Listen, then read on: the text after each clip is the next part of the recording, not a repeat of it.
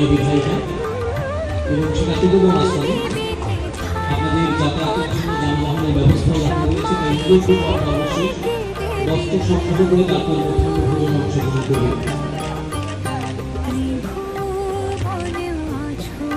মাননীয় মুখ্যমন্ত্রীর কাছে আমাদের হাতে পুজোর এই আয়োজনের বস্ত্র তুলে দিচ্ছি।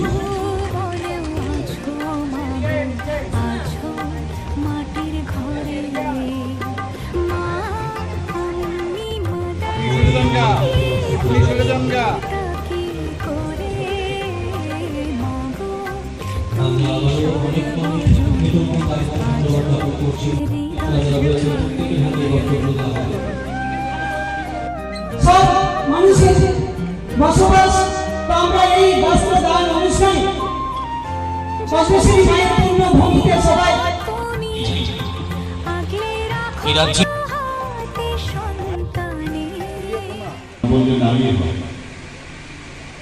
দেবী পক্ষ চলছে। দেবী পক্ষ প্রথম দিন থেকে সারা ত্রিপুরার মধ্যে দেখছি একটা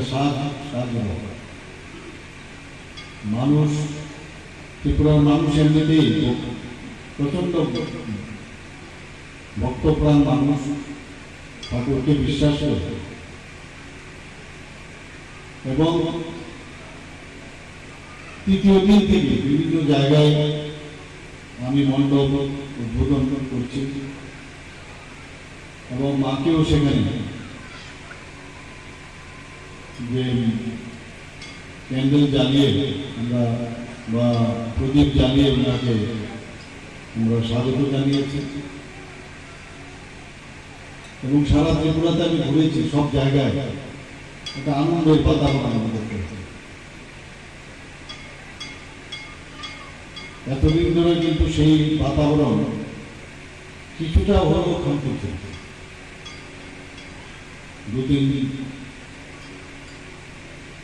আমাদের ক্রিকেট সেখানে তার কান্তি যেহেতু ছিল, এখন কিন্তু সেটা দেখা যাচ্ছে সব জায়গায় একটা আনন্দের পরিবেশ, একটা ফিল গুডের পরিবেশ কিন্তু আমরা দেখতে পাচ্ছি।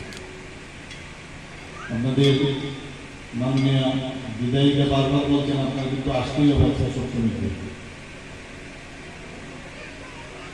যেহেতু অনুরোধ করেছেন না এসে আমি এলাম না। তাছাড়া মন্দিরের 500 বছরের উপরে এই মন্দিরে করেছেন এবং আমরা এর তার আরো বেশি যাতে ডেভেলপ হয়। 17 কোটি টাকার মতো নতুন ভাবে আমরা ডেভেলপমেন্টের জন্য আমরা স্যাংশন করি এবং আমরা চাই যে মা ত্রিপুরেশ্বরী মন্দিরের পর এখানে পর্যটকরা আসুক, যারা দর্শনার্থীরা আছেন, ভক্তিপ্রাণ মানুষরা আছেন, শুধু ত্রিপুরার না বাইরের থেকেও মানুষ এখানে আসুক, জানো এবং এটাকে আরো প্রচার প্রসার প্রয়োজন, তাতে করে এখানকার মাকে সামনে রেখে এখানকার যে আর্থসামাজিক উন্নয়নও কিন্তু গুরুজনরা প্রত্যেককে আমার এই শারদীয় উৎসবের প্রণাম জানাই। আজকে সত্যি আমরা ধন্য হয়েছি আমাদের রাজ্যের জনপ্রিয় মুখ্যমন্ত্রীজি আমাদের এই পুণ্যভূমি কল্পেশ্বরী মায়ের পুণ্য স্থানে এসেছে। আমাদের এই কল্পেশ্বরী মায়ের মন্দিরের উন্নয়ন আমাদের রাজ্যের জনপ্রিয় মুখ্যমন্ত্রীজি